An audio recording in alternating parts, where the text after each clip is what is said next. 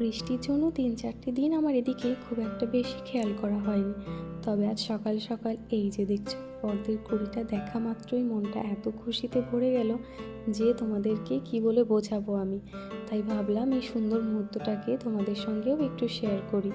এই যে 3টে পদ্ম গাছ লাগানো হয়েছিল তার মধ্যে এই গাছটাতে কুঁড়ি এসেছে। তবে এটাতেই প্রথম কুঁড়ি বলাটা ভুল।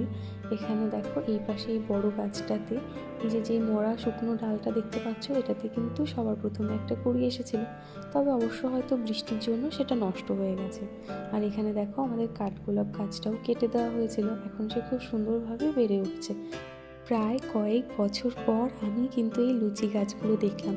তো তোমাদের কাদের কাদের এই লুচি গাছগুলো দেখে ছোটোবেলায় রান্নাবাটি খেলার কথা মনে পড়লো? এগুলো দিয়ে আমরা লুচি রুটি বানাতাম। এছাড়াও আরও অনেক রকম গাছ ছিল যেগুলো দিয়ে আমরা বিভিন্ন রকমের সবজি বানাতাম। তো হঠাৎ করে অনেকদিন পর দেখে সেই ছোটোবেলায় রান্নাবাটি খেলার কথা মনে পড়ে গেল, তাই ভাবলাম তোমাদের সঙ্গেও একটু শেয়ার করি।